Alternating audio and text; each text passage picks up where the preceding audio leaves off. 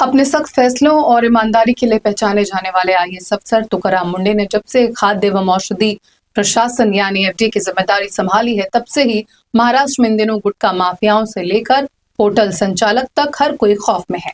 खौफ इस बात का है कि कुछ भी गलत हुआ तो साहेब आ जाएंगे। दरअसल मुंडे ने खाद्य सुरक्षा से खिलवाड़ करने वाले और मिलावटखोरों के खिलाफ ऐसा सख्त अभियान छेड़ दिया है कि कहीं मिलावटी दूध पकड़ा जा रहा है, तो कहीं नकली घी जब्त हो रहा है, तो कहीं बड़े बड़े नामी गिरामी रेस्टोरेंट, होटल और कैंटीन में ताले लग रहे हैं। गुटखा सिंडिकेट और नियम तोड़ने वाले कारोबारियों के खिलाफ एफडीए की कार्रवाई न सिर्फ मुंबई बल्कि महाराष्ट्र के दूर दराज वाले शहरों में भी जारी है। पिछले कई वर्षों से रिश्वतखोरी और ढीली कार्यप्रणाली को लेकर सवालों में रहे खाद्य एवं औषधि प्रशासन विभाग ने अब जीरो टॉलरेंस नीति अपनाई है। नमस्कार, मैं हूं पूर्णिमा शुक्ला और आप देख रहे हैं 24 न्यूज की खास पेशकश मुंडे का हंटर। जी हाँ, इन दिनों जिस महाराष्ट्र में कभी खाद्य पदार्थों में मिलावटखोरी, लोगों के स्वास्थ्य से खिलवाड़ और गुटखे की बिक्री अपने चरम पर थी, आज उसी महाराष्ट्र में खाद्य एवं औषधि प्रशासन एफडीए का मिलावटखोरों, नकली दवा कारोबारियों और प्रतिबंधित उत्पाद बेचने वालों के खिलाफ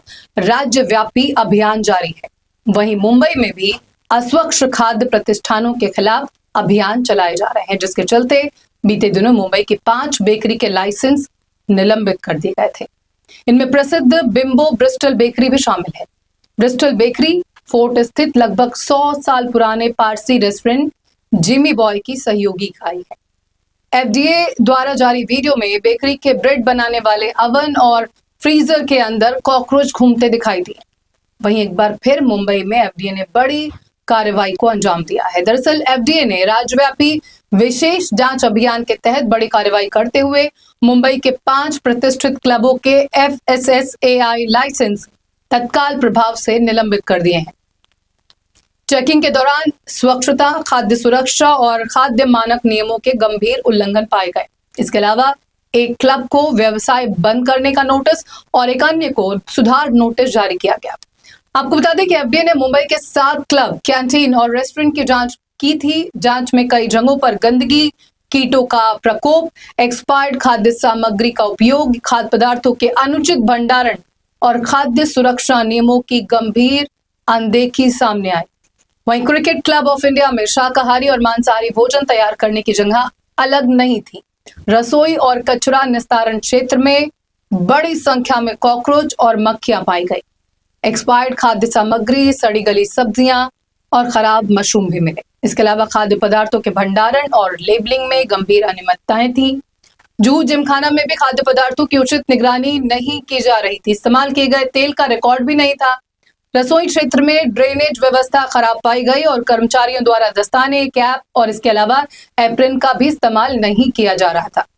MIG क्रिकेट क्लब में जांच के दौरान पता चला कि नेबुला कैटरिंग सर्विसेज नामक संस्था बिना वैध FSSAI लाइसेंस के ही क्लब परिसर में कैंटीन का काम कर रही थी। इसके अलावा रसोई में कॉकरोच और मकड़ी के जाले मिले हैं।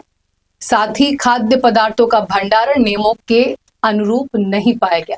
वहीं मलाड पश्चिम स्थित गोरेगांव स्पोर्ट्स क्लब को बिना वैध पंजीकरण और लाइसेंस के खाद्य व्यवसाय संचालित करने के कारण स्टॉप बिजनेस नोटिस जारी किया गया है। एफडीए ने क्लब को तत्काल खाद्य व्यवसाय बंद करने के निर्देश दिए हैं। आपको बता दें कि मुंबई की इस कार्रवाई के अलावा 25 से 27 जुलाई के बीच विशेष अभियान के दौरान एफडीए ने राज्य भर में कुल 35 जगह छापेमारी की। इस दौरान 81 होटल, रेस्टोरेंट, ढाबों और अन्य खाद्य प्रतिष्ठानों की जांच की गई। 12 प्रतिष्ठानों को सुधार नोटिस जारी किए गए। 11 खाद्य प्रतिष्ठानों के लाइसेंस निलंबित किए गए। दूध और दुग्ध जन्य उत्पादों का 205 लीटर स्टॉक जब्त किया गया। वहीं प्रतिबंधित पान मसाला और गुटखा की बिक्री, वितरण और परिवहन के 18 मामलों में 22 लोगों को गिरफ्तार भी किया गया और 47 लाख रुपए की कीमत से ज्यादा का माल जब्त हुआ है।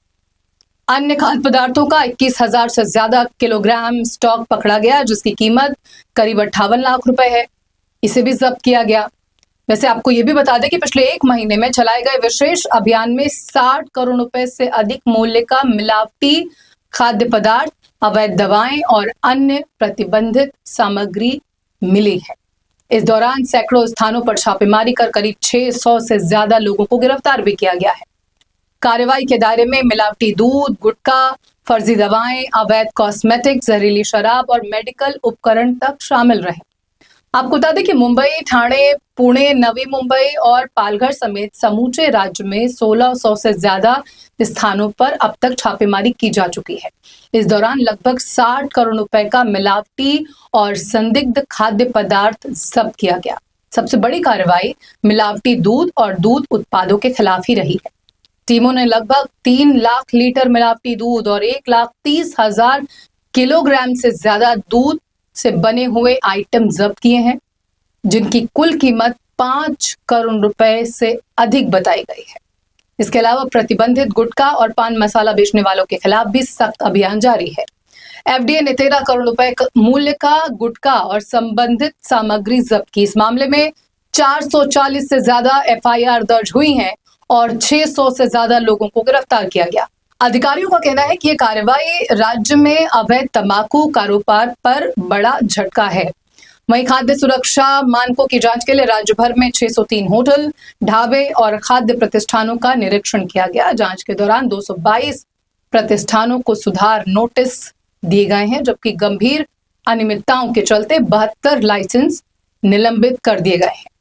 वहीं औषधि एवं सौंदर्य प्रसाधन विभाग ने भी 80 से ज्यादा छापेमारी अभियान चलाए। इन कार्रवाई में 6 करोड़ रुपए से ज्यादा का माल जब्त हुआ है, जबकि 1.5 करोड़ रुपए से ज्यादा की सामग्री पर प्रतिबंध लगा दिया गया है।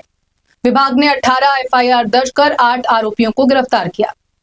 मुंबई के अंधेरी, संभाजीनगर, नांदेड़ और भिवंडी में बिना लाइसेंस संचालित कॉस्मेटिक कंपनियों पर कार्रवाई करते हुए करोड़ों रुपए का माल जब्त हुआ है। इस दौरान पाकिस्तान निर्मित गोरी ब्यूटी क्रीम समेत नॉन ब्रांडेड उत्पाद भी बड़ी मात्रा में पाए गए हैं।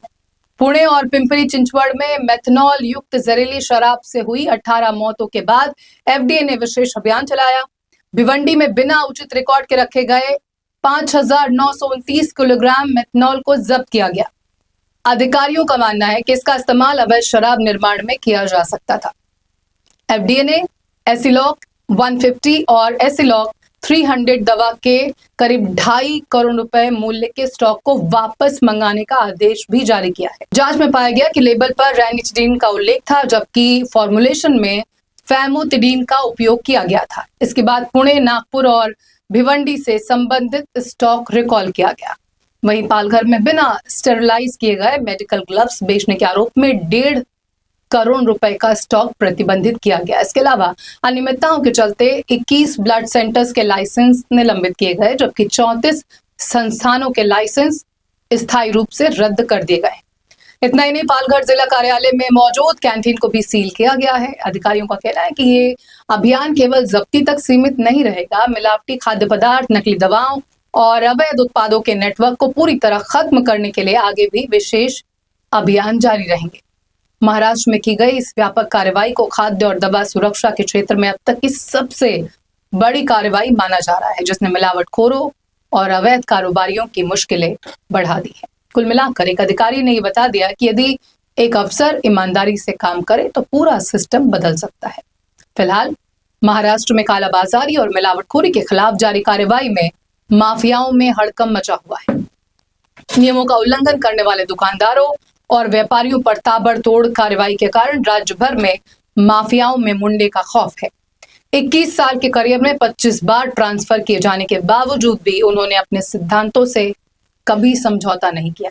कहते हैं कि प्रशासनिक व्यवस्था में ईमानदारी अत्यंत आवश्यक है, जो सामाजिक न्याय और पारदर्शिता लाती है, और मुंडे ने इस बात को साबित भी कर दिया है। आज के दौर में जहां चारों ओर भ्रष्टाचार की आड़ में लालच और मुनाफाखोरी पनप रही है और लोगों के जीवन से खिलवाड़ हो रहा है, ऐसे समय में तुकाराम मुंडे ईमानदारी, निडरता और कर्तव्य निष्ठा की एक ऐसी जीवंत मिसाल है जिनके नाम से ही भ्रष्टाचारियों और नियमों का उल्लंघन करने वालों के हौसले पस्त हो जाते हैं। मुंडे ने यह भी साबित कर दिया कि एक ईमानदार कोशिश व्यवस्था यानी सिस्टम और समाज को पूरी तरह बदल सकती है। तुकाराम मुंडे आज हर उस युवा के लिए प्रेरणा है जो व्यवस्था में सकारात्मक बदलाव लाना चाहते हैं।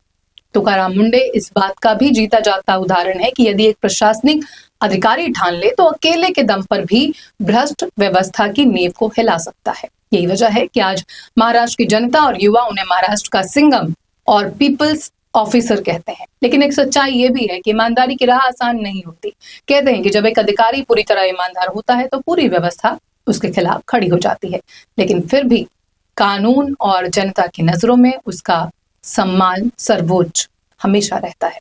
फिलहाल इस पेशकश में इतना ही। खबरें इन 24 न्यूज पर लगातार जारी है। जुड़े रहिए हमारे साथ। देखते रहिए 24 न्यूज। नमस्कार।